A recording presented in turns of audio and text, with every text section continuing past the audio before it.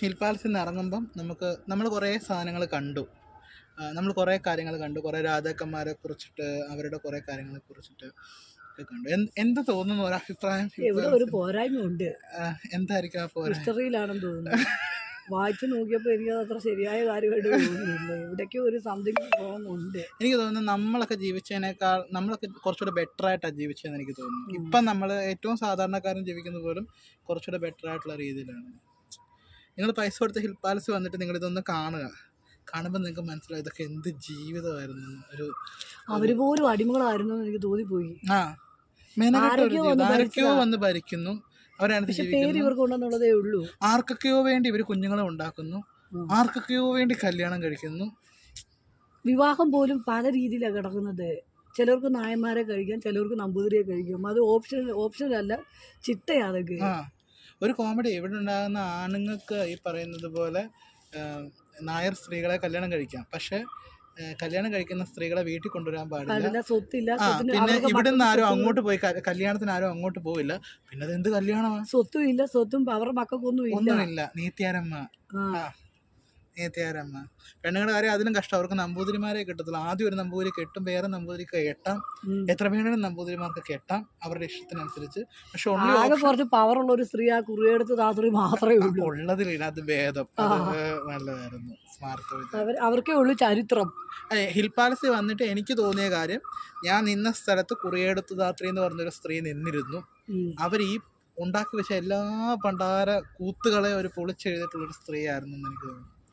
So for the remembrance of കുറിയെടുത്ത് Dhathri and also രണ്ട് തമ്പുരാക്കന്മാർ ഇവിടെ ഉണ്ടായിരുന്ന തമ്പുരാക്കന്മാരെന്ന് ഇവർ വിശേഷിപ്പിക്കുന്ന രണ്ടാൾക്കാർ കമ്മ്യൂണിസ്റ്റ് പാർട്ടി രണ്ടുപേരെ വിശ്വസിച്ചിട്ടുണ്ടായിരുന്നു. പാലിയത്ത് ക്ഷേത്രപ്രവേശനമായിട്ട് ബന്ധപ്പെട്ട് സാധാരണ ജനങ്ങൾക്കിടെ ഇറങ്ങിത്തിരിച്ചിട്ടുണ്ട്. എനിക്ക് തോന്നുന്നു അവർ രണ്ടുപേരും കുറിയെടുത്ത് ധാത്രി അല്ലാതെ പിന്നെ ബാക്കിയുള്ളതെല്ലാം ഇവിടുന്ന് ചരിത്രം പൊളിച്ചെഴുതിയ 3 പേര് അവരേ ഉള്ളൂ. മറ്റവരെല്ലാം ഫോളോ ചെയ്ത് പോയി. അത് സത്യം. ആര് ഭരിക്കാൻ വരുന്ന ഏത് അധിനിവേശ ശക്തി വരുന്നോ അവർക്ക് കൊട പിടിച്ച് പ്രിവിലേജ് കാണിച്ചു എന്നുള്ളതേ ഉള്ളൂ. പലയിടങ്ങളിൽ ഇവരെ പ്രൗഢി കാണിച്ചു എന്നുള്ളതല്ലാതെ പ്രത്യേകിച്ച് കാര്യങ്ങളൊന്നും ഇല്ല. എടി ഈ നമ്മൾ ഈ പറയത്തില്ലേ, പോർച്ചുഗീസുകാർ വരുമ്പോൾ പോർച്ചുഗീസുകാർ സമ്മാനം കൊടുക്കുന്നു, അവർക്ക് ചൂഷണം ചെയ്യാൻ വേണ്ടി ഇവിടുത്തെ ആൾക്കാരെ വിട്ടു കൊടുക്കുന്നു. ഡച്ചുകാർ വരുമ്പോൾ അവർക്ക് കൊടുക്കുന്നു, അങ്ങനെ. ഫ്രാൻസുകാർ വരുമ്പോൾ അവർക്ക് കൊടുക്കുന്നു, അങ്ങനെ. ഇതിൻ്റെ ഇടയ്ക്ക് ഏതോ ഒരു വേറെ ഏതോ ഇവർക്കെല്ലാം വിദ്യാഭ്യാസം ഉണ്ടെന്ന് വെച്ചാൽ ഇവരെല്ലാം എഴുതി വെച്ചാൽ ഭയങ്കര വിദ്യാഭ്യാസമുള്ള ആൾക്കാരാണ്, വലിയ കേമന്മാരാണ്, വലിയ അടിപൊളിയാണെന്നുള്ള രീതിയിലാണ്. പിന്നെ അൾട്ടിമേറ്റ്ലി ഒരു കാര്യം പറയാം, നിങ്ങൾ ആരെങ്കിലും ഏതെങ്കിലും ഒരു സമയത്ത് ഈ പറയുന്ന രാജാക്കന്മാരുടെയും രാജകുമാരിമാരുടെ ഒക്കെ പടം പിടിക്കുന്ന സമയത്ത് നിങ്ങൾ ഇവിടെ വന്ന് ഈ ഫോട്ടോകളൊക്കെ ഒന്ന് കാണണം, തമ്പുരാട്ടിമാരെയൊക്കെ ഒന്ന് നിങ്ങൾ കാണണം. സിനിമയിലുള്ളതൊക്കെ ഒന്നും അല്ല, റിയൽ തമ്പുരാട്ടിമാരെ ഇനി അങ്ങനെയാണെങ്കിൽ അതെ വന്നൊന്ന് നോക്കണം. നിത്യാമേനോനും ഇവരൊന്നും അല്ല സൗന്ദര്യ സങ്കല്പം. വിദ്യാബാലനൊന്നും അല്ല. അതെ, തമ്പുരാട്ടിയുടെ ഇവിടെ വന്നു കഴിയുമ്പോ അറിയാൻ പറ്റും. തമ്പുരാട്ടിമാരെ ശരിക്കും അറിയാൻ പറ്റുള്ളൂ. വേറെ 1-2 തമ്പുരാട്ടിമാരെ കണ്ടായിരുന്നു. പിന്നെ ഒത്തിരി അംഗനവാടി ടീച്ചർമാരെ പോലെ ഇരിക്കുന്നു. ഒത്തിരി കാലത്തെ ക്രോസ് കണക്ഷന് ശേഷം വന്നിട്ടുള്ള തമ്പുരാട്ടിമാർക്ക് സുന്ദരികളെ കുറച്ച് സുമതി കളറും ഈ പറയുന്ന പോലെ നിങ്ങൾ പറയുന്ന സിനിമാറ്റിക് സൗന്ദര്യമുള്ളൂ. ബാക്കിയുള്ളവർക്കൊന്നും ഈ സൗന്ദര്യം ആശയെന്ന് പറയുന്ന പുള്ളിക്കാരിയൊക്കെ ഉള്ള. അതെ, ബാക്കിയുള്ളവർക്കൊന്നും ഈ പറയുന്നത് പോലെ നിങ്ങൾ പറയുന്ന സിനിമാ സൗന്ദര്യമൊന്നും അവർക്കില്ല. സിനിമാറ്റിക് ബ്യൂട്ടി ഒന്നും അവർക്കില്ല. സോ അതുകൊണ്ട് നിങ്ങൾ സിനിമ എടുക്കുമ്പോൾ സൂക്ഷിക്കുക എന്നാണ് ഒരു കറുത്ത തമ്പുരാട്ടിയൊക്കെ കാണിക്കുന്നത്. പ്രത്യേകം അത് രേഖപ്പെടുത്തുന്നുണ്ട് കറുത്ത തമ്പുരാട്ടിയെ കുറിച്ച്. അതെ, ഇരുണ്ട നിറത്തിലുള്ള തമ്പുരാട്ടിയായിരുന്നു എന്നൊക്കെ പറയുന്നുണ്ട്. സുന്ദരിയായിട്ടൊരു അത് വിട്ടുപോകരുത്.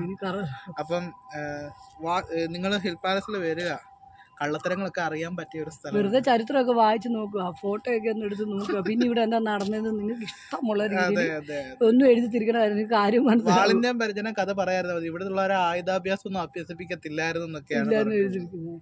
പിന്നെ പ്രൗഢി കാണിച്ചിട്ടുണ്ട് അവിടെ, കൊട്ടാരമൊക്കെ പണിതിട്ടുണ്ട്.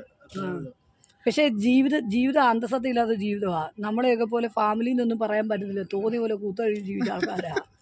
അതിനകത്ത് വേറൊരു കഥ എന്ന് പറഞ്ഞാൽ, ഞങ്ങൾ ഇങ്ങനെ ഒരെണ്ണം കണ്ടപ്പോൾ ഞങ്ങൾക്ക് ഭയങ്കര പുളകം കൊണ്ട് കേട്ടോ.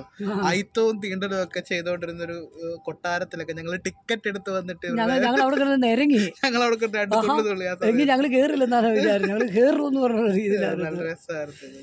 It was beautiful day. Thank you. അതെ, കുറിയെടുത്ത് ധാത്രി മിസ് ആവരുത്. കുറിയെടുത്ത് ധാത്രി.